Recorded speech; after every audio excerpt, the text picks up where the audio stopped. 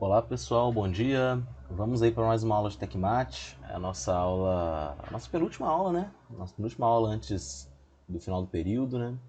A gente vai tem essa aula, aí tem outra semana que vem, logo depois é a prova, né? Provas e trabalhos, né? Eu não sei direito a ordem, não lembro direito da ordem de cabeça, mas é por aí. Bom, essa aula de hoje é para finalizar os processos de conformação mecânica. Nessa aula aqui, eu vou abordar vários processos de vez, né? Todos eles estão citados aí, ó: cunhagem, repuxamento, conformação com 3 cilindros, conformação com coxinha de borracha, extrusão, mandrelagem, fabricação de tubos soldados, estiramento e conformação por explosão. Né? Alguns desses processos, eles não são tão assim, importantes de se comentar, é algo bem específico, né? Dentre esses aqui, eu acho que é muito importante destacar a extrusão e o estiramento, que também é chamado de trefilação, tá bom? São muito importantes de citar. Os outros são importantes também, mas não, mas costumam ser um pouco deixados de lado, assim, né? Outro ponto importante que eu devo falar com vocês é que todo esse processo de conformação de mecânica que eu falei com vocês durante essas últimas 4 aulas aí, são processos, são os principais processos, né? Tem alguns processos que a gente não comenta, né? Que a gente não dá para falar de todos aqui. Então a gente fala sobre os principais, os mais usados, né? Porém, que eu acho legal vocês saberem? Que toda vez que vocês viram um processo mecânico, onde o material ele ganha forma através de uma de um esforço, né? Seja ele a frio ou a quente, isso aí é um processo de conformação mecânica. Eu estou dando forma ao material, não existe perda de material, não existe fusão, vai haver só uma mudança de forma, tá bom? Né? Por que eu falei que não existe perda de material? Porque quando tem perda de material, já é usinagem. Usinagem é onde tem perda de material. Por que eu falei que não existe fusão? É porque é só na fundição que temos fusão de fato. Né? Aqui a gente tem um processo, outros processos de conformação, tá bom? Vamos começar então um por um aí. Primeiramente, cunhagem. O que é a cunhagem? É uma operação de prensagem, geralmente feita a frio, onde todas as superfícies da peça são restringidas ou limitadas através de matrizes, né? De modo que a impressão da matriz, o perfil, né, ele seja reproduzido perfeitamente. Esse processo ele pode ser usado em objetos decorativos, né, como medalhas, moedas. Quando eu quero muita precisão dimensional, né, precisão de dimensão também posso usar. Pode ser utilizado. Na cunhagem, a primeira etapa é uma operação preliminar de forjamento e extrusão. Então, perceba, a cunhagem já é um trabalho final, não é um trabalho primário, né? Já que eu tenho que fazer um forjamento ou extrusão antes. Uma vez que na cunhagem eu consigo redistribuir pequena parte do material, do metal.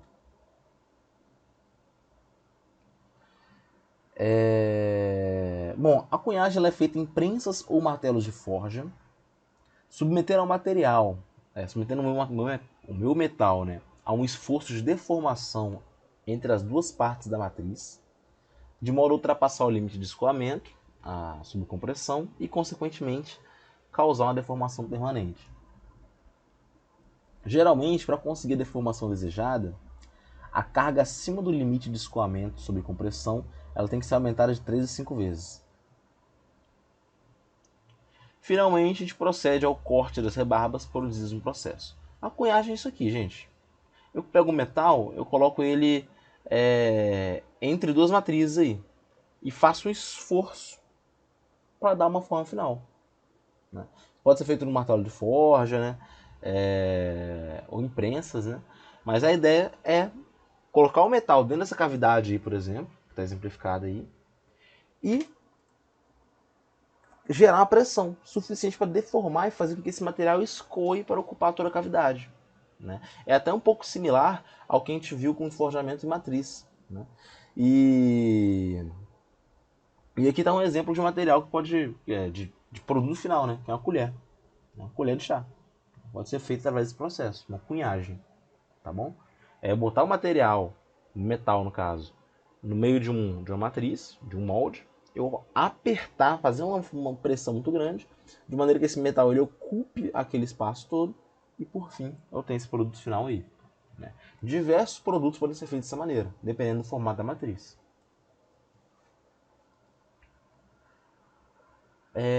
Bom, o segundo processo que eu vou falar para vocês é o repuxamento. Ele é um processo de conformação que consiste em dar forma a chapas metálicas em cilindros sem costura, cones, semisferas ou outras formas circulares, usando uma combinação de rotação e esforço mecânico. Vou até pular para frente aqui para mostrar como é que funciona.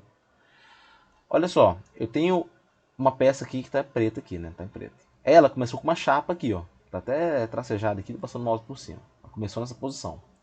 Esse rolete aqui veio encostando nela à medida que ela girava. À medida que ela girava. E aí, esse rolete ele veio passando aqui para que ele tomasse a forma do mandril. Então a ideia é usar essa combinação de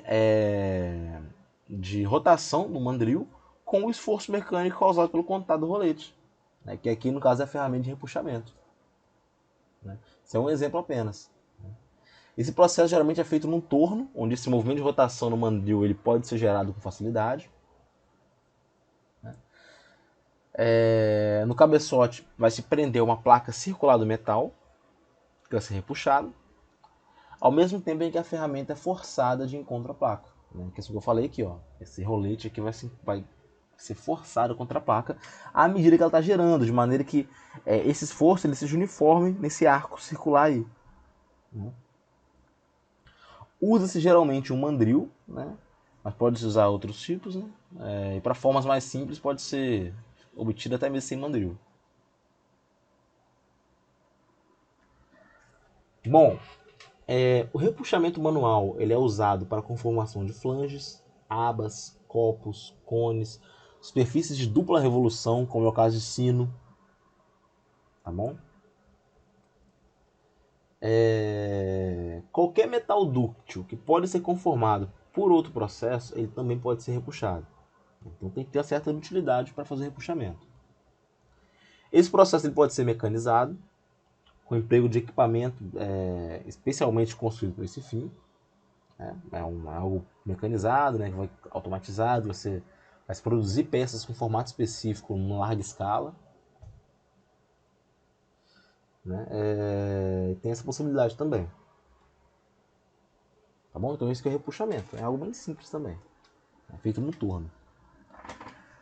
Conformação com 3 cilindros. Nós empregamos esse processo de conformação de objetos a partir de chapas, chapas, barras, vigas, tubos, pela passagem entre 3 cilindros. Né? Acho que mostrando fica mais claro. Eu tenho 3 cilindros aqui. Tem 2 cilindros aqui que vão guiar aqui. E esse terceiro vai fazer o dobramento. Esse dobramento é feito porque esse último cilindro aqui ele muda o movimento de saída aqui da chapa. Né? Então esse é o processo de conformação em 3 cilindros. Nesse processo, né, verifica-se que o metal é introduzido entre os cilindros frontais, os quais agarram a chapa e a movimentam, de tal modo que ela seja forçada a passar contra o cilindro de dobramento, que de fato faz com que a deformação aconteça. A figura mostra ainda alguns objetos típicos produzidos por intermédio dessa operação. Geralmente a conformação é feita a frio, né, e o processo se aplica principalmente a aço carbono de baixo carbono, que são mais dúcteis, e essas ligas de baixo elemento de liga. Aqui a gente tem na direita, né, como eu estava dizendo, alguns exemplos de produtos que podem ser obtidos por esse processo, né, de conformação com 3 cilindros. Os primeiros 2 cilindros vão puxar a peça, e o terceiro ele vai fazer esse movimento aí para fazer com que ela tome esse formato. Isso de acordo com o produto final que a gente quer obter. Bom, conformação com coxim de borracha.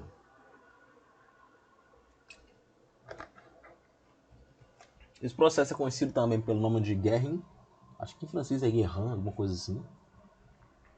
e consiste na conformação de um objeto a partir de uma placa apoiada na matriz invertida. Vou conformar um objeto a partir de uma placa apoiada na matriz. Por intermédio da ação de um coxim de borracha ligado ao êmbolo de uma prensa hidráulica. Vamos lá. Aqui nessa imagem, pulando aqui para frente, fica muito claro o que acontece. Aqui de branco embaixo tem a matriz, e em cima, mais de preto, está a chapa. Eu quero que a chapa ela tome o formato da matriz. O que eu faço? Eu coloco ela dentro desse suporte do coxim, em contato direto com o coxim de borracha. Né? E aí o que eu vou fazer? Eu vou pressionar. Essa borracha ela vai funcionar como um fluido, porque ela vai distribuir o esforço igualmente ao longo de toda a chapa. De maneira que a chapa ela vai sendo empurrada para baixo e vai tomando a forma da matriz. Né? Ela vai meio que abraçando a matriz. Né? Então a pressão ela é feita por essa borracha que trabalha como fluido. O êmbolo faz essa pressão e essa borracha que trabalha como fluido serve para distribuir igualmente a pressão. Né? Esse coxinho de borracha. Então acaba conformando de acordo com a matriz. Né? Nesse caso, essa geometria aqui. Então é algo bem simples nesse sentido. Como eu estava dizendo, a borracha atua de certa maneira como um fluido hidráulico, que ela vai exercer uma pressão uniforme ao longo de toda a peça metálica. Algumas ligas de alumínio, titânio e ácido oxidáveis austeníticos podem ser conformados através desse processo. Porém, esse processo é limitado a peças de forma simples, apresentando pequena profundidade da camada conformada. Então não tem como criar formas muito complexas, né, através desse método. Agora vamos para a extrusão. A extrusão é um processo bem importante. Né? O que é extrusão? Geralmente quando a gente estuda mais profundamente esse processo na faculdade, né, já lá depois do ensino superior, eles dão um foco maior para laminação, forjamento, estampagem, extrusão e trefilação. Vocês vão ver depois. Agora o foco é na extrusão. O que é extrusão? É eu forçar o material, meu bloco de metal, através de um orifício de uma matriz. Né? Pensa na matriz que tem um furo no meio. Eu estou com o metal sendo forçado contra esse furo. O nível de pressão que eu coloco é tão alto que o metal ele vai passando por aquele furo como se fosse algo mais, como eu posso dizer, algo mais líquido assim, né? Ele vai sendo forçado ali, uma pressão extremamente alta. Né? Esse é um processo de conformação mecânica, né? Que eu vou dar a forma do material de acordo com o formato desse orifício. A extrusão ela produz geralmente barras cilíndricas ou tubos, né? Ou seja, objetos de seção transversal constante. Porém, formas em seção transversal mais irregular também podem ser conseguidas com alguns metais mais dúcteis, né? Como é o caso do alumínio. Normalmente a extrusão é realizada quente, né? Porque quanto está a temperatura muito alta, a tendência é que o material vai perdendo a rigidez, o metal. E aí ele consegue ser deformado mais facilmente. Né? Porém, hoje em dia já temos processos de extrusão a frio também. Aí eu tenho dentro de extrusão eu posso dividir em duas partes: extrusão direta e extrusão indireta. A direta, eu vou até mostrar a imagem aqui, ó. Vocês podem ver. Eu tenho um bloco aqui, esse bloco é um metal. Eu tenho um êmbolo aqui. Esse êmbolo, esse pistão, êmbolo, ele vai forçar esse bloco de metal contra esse furinho aqui. De maneira que o produto final seja essa barra extrudada que está sendo mostrada aqui. Então eu vou forçando e vai saindo uma barra extrudada. Né? Essa aqui é a matriz. É a extrusão direta. O êmbolo força o bloco de metal. Esse daqui é um processo de compressão indireta. A extrusão como um todo, né? Porque o que comprime de fato, o que causa deformação de fato, essa compressão direta, não é a força diretamente que está fazendo isso, né? O contato do metal, do bloco metálico com a matriz. Então esse é o processo de extrusão direta. A extrusão indireta, o metal ele vem no sentido ele faz um movimento no sentido contrário ao do pistão. O pistão está empurrando a matriz contra o bloco parado, e o bloco parado vai se deformando, ele está quente, temperatura muito alta, e a barra extrudada ela vai saindo no sentido oposto ao movimento da matriz. A grande diferença é essa. Né? Essa daquela direita é a extrusão indireta. Então nós temos a extrusão direta, onde a barra extrudada ela sai no mesmo sentido do movimento do êmbolo, e a extrusão indireta, onde a barra extrudada sai no sentido oposto ao do êmbolo. Então, traduzindo isso, na extrusão direta, o bloco metálico é colocado numa câmara e forçado através do orifício da matriz, pelo êmbolo. E na extrusão indireta, o êmbolo é oco, e a ele está presa a matriz. Então a extremidade oposta da câmara é fechada, né? Essa parte aqui, ó, a placa de fechamento, tem aqui uma placa de fechamento. O atrito nesse caso é menor do que na extrusão direta, devido a não haver movimento relativo entre as paredes da câmara e o bloco metálico. Em consequência, o esforço necessário para fazer a deformação no caso da extrusão indireta é menor. As dificuldades apresentadas por um êmbolo oco limitam a aplicação da extrusão indireta. Então aqui, na extrusão indireta, eu faço menos força para deformar, devido à questão do atrito ali entre o bloco e a câmara, né?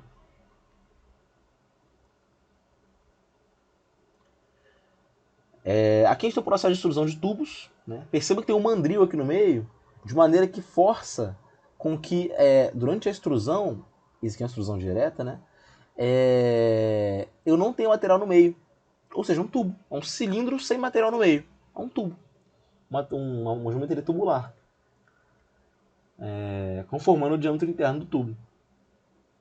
As dimensões da parede do tubo são determinadas pela folga entre o mandril e o orifício. O orifício aqui e o mandril.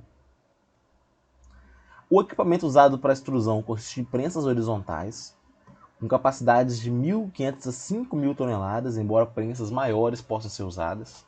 A extrusão ela requer um alto grau de deformação plástica. Né?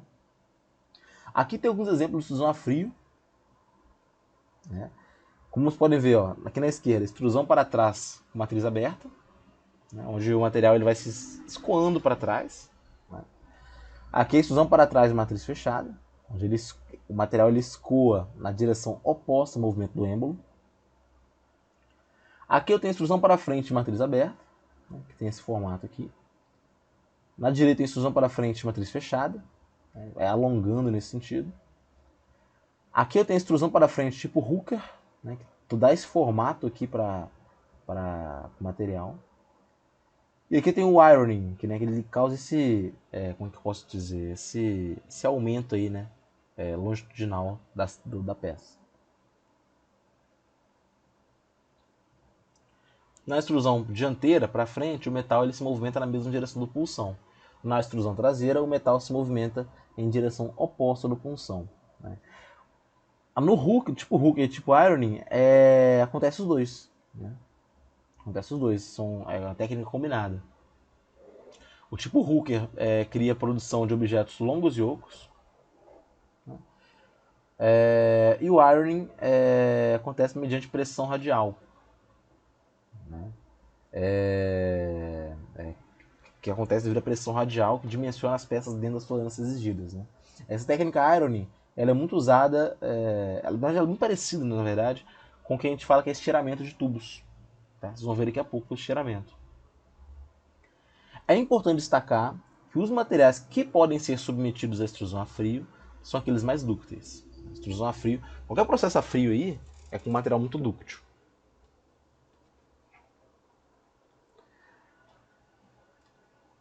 A gente tem a figura mostrando a deformação progressiva de uma barra de aço, essa mostrada com essa composição aí, para a produção de uma esfera de articulação de direção.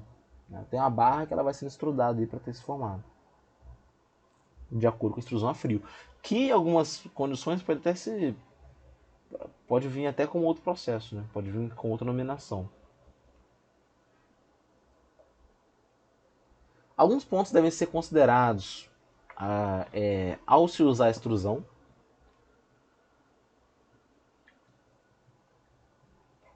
primeiramente, o projeto das peças das matrizes deve ser tal que o metal se deforme apenas por esforços de compressão, visto que tensões de tração ou combinadas podem levar à fratura. Né? Então o ideal é que o metal se deforme apenas por esforço de compressão. A deformação do metal ela deve ser processada de modo uniforme, né? Isso tem que ser uniforme. Por exemplo, a base de uma extrusão dianteira não deve ser mais fina que a extrusão, que a espessura da parede. Na extrusão a frio são usadas geralmente prensas verticais mecânicas. Perceba que enquanto a extrusão é quente, aqui nos exemplos, é tudo prensas horizontais. A extrusão a frio tende a ser vertical. Entretanto, a gente pode usar prensas hidráulicas também para peças muito grandes. Beleza? Então, extrusão é um processo muito importante, gente. Tem um foco nele. Bom, mandrilagem. Né? O que é a mandrilagem? Vamos lá. A gente sabe que os produtos tubulares, ou seja, tubos, eles são geralmente classificados em dois tipos. Aqueles que têm costura e aquele que não tem costura. Quando eu falo de costura, entendam que seja uma soldagem. Tá? Aqueles com costura, eles são produzidos a partir de tiras, que são dobradas e são soldadas depois, ou no ponto de contato. E os segundos são formados sem soldagem, né? Produzidos por extrusão ou por algum processo econômico, mais econômico que a mandrilagem. Como esse processo Mannesmann que está citado aí, que é o processo onde a gente pode obter tubos de aço e cobre a partir de tarugos. Né? Então a diferença dos dois. Com costura é aquele que tem uma solda, é aquele sem costura é aquele que não tem solda. A figura a seguir, mostrada abaixo, ao lado aqui na verdade, né? Eu estava mostrando como é que funciona o esquema, né? Eu vou ter um mandril, vou ter um mecanismo que faça com que a peça gire, né? E à medida que ela gira, ela vai sendo forçada contra esse mandril, tomando um formato. Né? Ou seja, nesse exemplo aqui A e B, como vocês podem ver, os métodos de giro são diferentes, mas tem um mandril da mesma maneira que está fazendo com que a peça ela tenha uma alteração. Né? No A, ela vai ter a criação de um furo através de deformação plástica, então não tem retirada de material. E aqui em B eu tenho a passagem do furo também.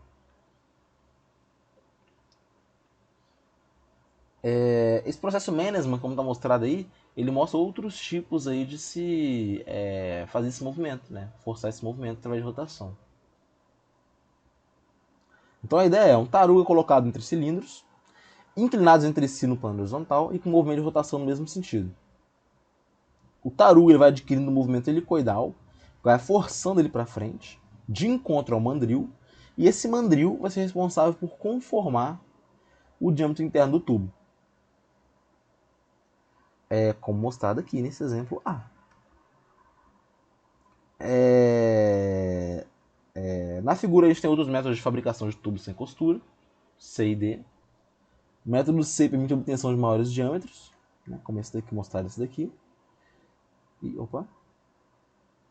E o método D produz um polimento, um acabamento melhor dos diâmetros interno e externo, né, e elimina a forma oval obtida anteriormente.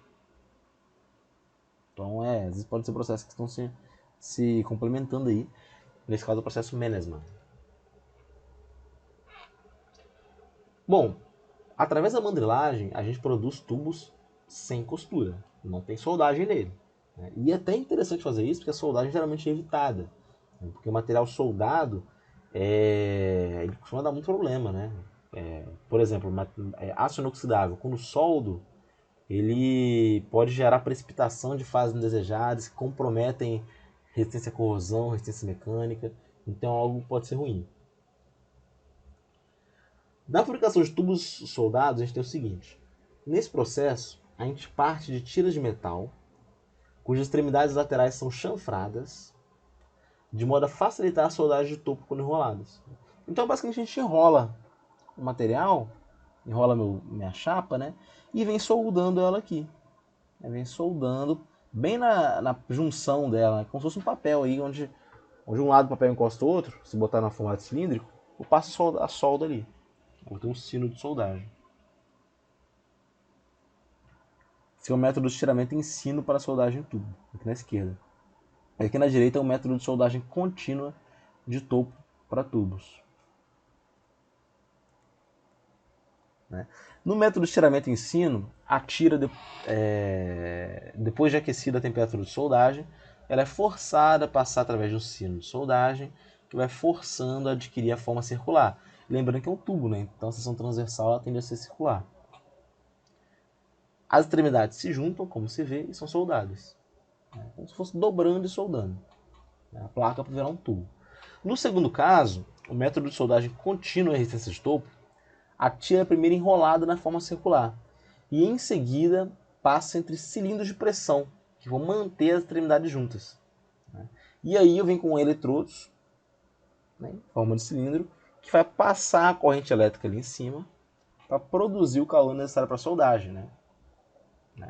Uma soldagem, por exemplo, o eletrodo revestido. Né?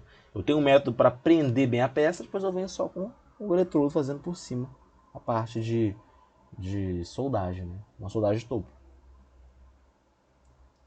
Após a soldagem, os tubos com costura são normalmente passados entre cilindros de dimensionamento e acabamento que os tornam circulares, né? E contribuem para eliminar a casca de óxido formada. Então, aqui, a fabricação de tubos soldados é um processo que de conformação tem pouco, mas de soldagem tem muito. Porque eu vou soldar, eu vou ter uma costura no tubo.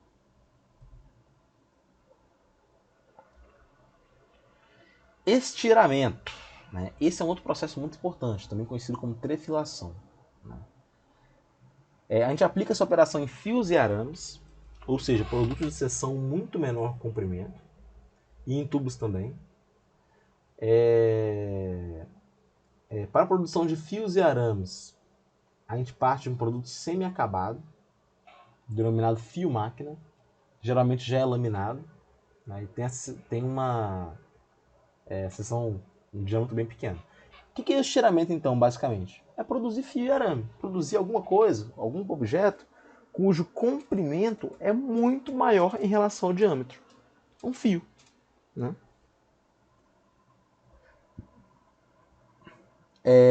A gente costuma usar nesse processo, a gente começa usando o que a gente chama de fio-máquina. Né? Que aqui, como pode estar mostrado aqui, né? Esse fio-máquina é o que está entrando aqui no processo. Nesse caso, esse tarugo está entrando aqui. Ele vai passar por uma matriz de metal duro. Né? Essa matriz ela vai diminuir o diâmetro desse produto. Né? E vai ter um contato com uma garra aqui. Essa garra, que está ligada a um carro, ela vai puxar o meu material de maneira a estirar ele, fazer um estiramento, a esticar ele. Né? De maneira que no final, nos finalmente, eu tenho um produto de diâmetro muito fino. Porque quando eu estico, eu reduzo o diâmetro. Então a trefilação é isso. Né? Nada mais é que fazer um estiramento. Né? Trefilação e estiramento é a mesma coisa. Produzir arames e fios.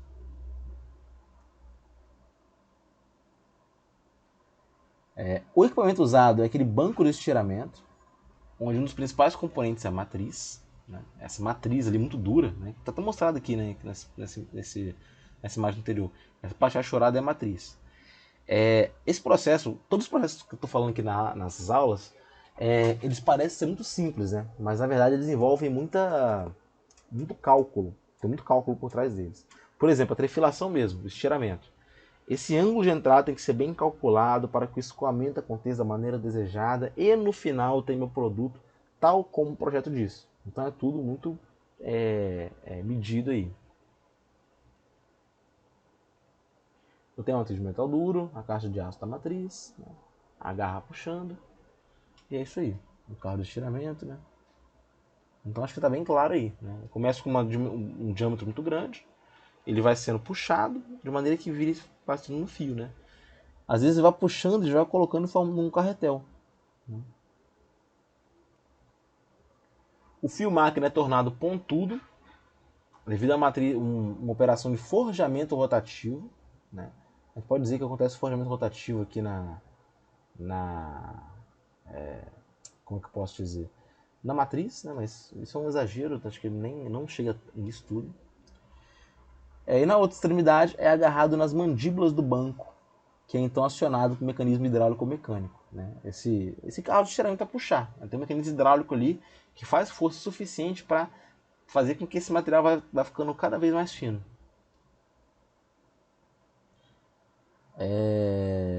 Em relação à matriz, a gente deve notar o ângulo de entrada, esse alfa aí, que deve ser feito, deve ser definido de tal maneira que permita espaço para o lubrificante que vai aderir nas paredes da matriz. Tem que permitir espaço. O ângulo de aproximação corresponde à seção da ferramenta, onde se verifica a verdadeira redução de diâmetro. Então está relacionado à seção da ferramenta. A superfície de apoio corresponde à seção que guia a barra ou o fio na sua saída de matriz, saída da matriz. Né? Então você pode ver que esse ângulo está relacionado à redução de diâmetro. Né? E tem a questão do lubrificante também, né? Porque esse processo aqui é um processo que envolve muito atrito. Né? Então tem que haver um lubrificante ali para que não haja excesso de calor, não aconteça um desgaste muito exagerado. A maioria das matrizes de estiramento é feita de metal duro, e o fio máquina a ser estirado ou trefilado é inicialmente decapado, né? Ou seja, ele é removido aquela parte de óxido. Decapagem, para todos os processos de conformação, é a mesma coisa. Geralmente, na produção de fios de aço, o passo seguinte é revestir o fio máquina ou barra de partida com cal, que vai atuar como absorvente e portador do lubrificante, do estiramento a seco, e como neutralizador de ácido remanescente da operação de decapagem. Que a decapagem, remoção de óxido, ela não é só uma limpeza, né? Essa limpeza pode ser feita através de ácido às vezes, né? Então ela tem que ser limpada depois. Tem que ser removido esses elementos que sobraram ali, entre aspas, da decapagem. Nesse processo de estiramento a seco, o lubrificante usado consiste em graxa ou pó de sabão. Né? Então a gente tem isso aí. No estiramento úmido, o fio é submerso no fluido lubrificante especial ou numa solução alcalina de sabão. Para o estiramento úmido de fio de aço, usa-se geralmente um revestimento fino, superficial, de cobre ou estanho. O fio máquina de aço pode ser aquecido para a operação. O fio máquina de aço pode ser aquecido. Então pode ser feito um trabalho também a quente ou a frio, depende da situação. O fio de aço de baixo carbono estirado, ele é produzido numa faixa de dureza que varia de muito mole a muito duro, dependendo das porcentagens de redução envolvidas.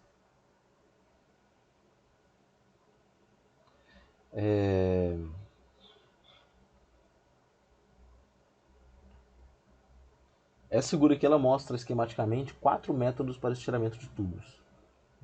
O estiramento aqui nesse caso é feito a frio. Como vou mostrar aqui, né? Aqui tem o estiramento. Eu tenho um mandril, perceba que ele está escoando, ele está sendo puxado. À medida que ele é puxado, o diâmetro vai diminuindo bastante. Né? Tem um mandril cilíndrico, um mandril cônico, tem uma barra cilíndrica, eu tenho um punção cilíndrico. Os tubos, depois produzidos por extrusão ou modelagem a quente, são estirados a frio com o objetivo de obter tolerâncias dimensionais mais estreitas. Melhor acabamento superficial, melhor qualidade mecânica, redução de suas paredes e, inclusive, obtenção de formas regulares. Então, os processos de extrusão, os processos de estiramento, é um processo que acontece em etapas também.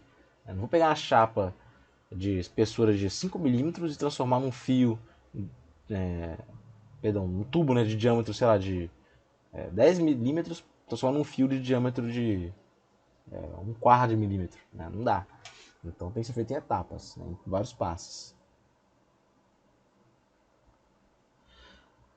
Nessa imagem fica muito claro que a gente precisa de um mandril também para fazer esse processo de estiramento. Uma peça suplementar no ferramental. Né? Figuras A e B deixam isso muito claro. Mandril cônico e cilíndrico. A figura C eu tenho um método com barra em movimento, e em D eu tenho um método com punção empurrado, né? Onde a punção é empurrada ali de cima para baixo na vertical. E para finalizar, gente, a gente tem aí a conformação por explosão. O que é isso? A gente vai usar pressão elevada devido à detonação de explosivo para conformar o objeto a partir de um disco.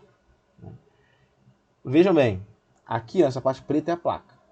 A parte que tem um círculo meio rebaixado aqui, um arco meio rebaixado, é a matriz.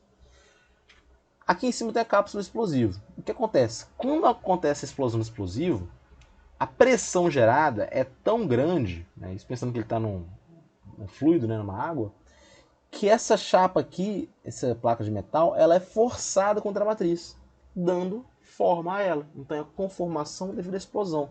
O que gera a força aqui é a explosão. Tá bom? Um dos métodos empregados está esquematizado na figura, né, como mostrado, onde a gente vê um tanque cheio de água, onde vai ficar suspensa a cápsula explosiva,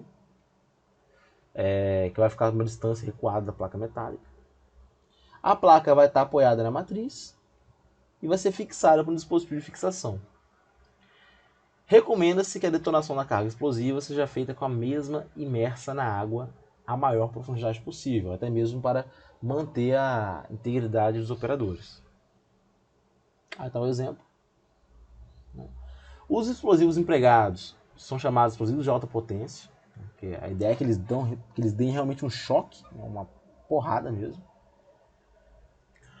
E o processo possibilita a produção de cilindros de até 2,5 metros de diâmetro, além de peças de menores dimensões e formas relativamente complexas.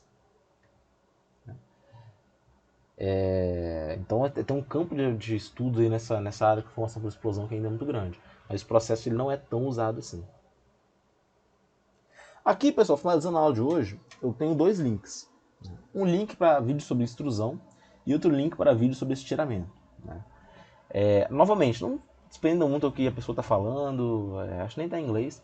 Olhem o processo acontecendo. Olhem o processo acontecendo. Lembrando que esse estiramento pode vir também como trefilação, tá?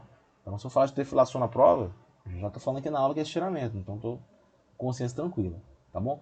Não deixem de ver os vídeos. Se tiver curiosidade, vejam outros vídeos também. É muito importante que vocês tenham conhecimento sobre esse processo de conformação. Porque o aço, que é o foco aqui da nossa disciplina praticamente, a gente precisa dar forma para ele. A gente precisa dar forma, tanto para o aço quanto para outras ligas, né? E a maneira que a gente usa de dar forma é utilizando esse processo de conformação mecânica. Tá bom? Então é isso, pessoal. Tenham uma boa semana. Descansem bastante. A próxima semana vai vir uma aula sobre metalurgia do pó, que é uma maneira alternativa de fazer a conformação de metais. Porém, é algo bem mais, como o próprio nome já diz, alternativo. Mas vou comentar bastante sobre esse processo. E vai ser só para fechar mesmo nossa disciplina no ano. Depois vem a provinha, tranquila, trabalhinho, acabou, morreu. Todo mundo passou, né? É isso então, pessoal. Tenham uma boa semana, descansem bastante e até a próxima.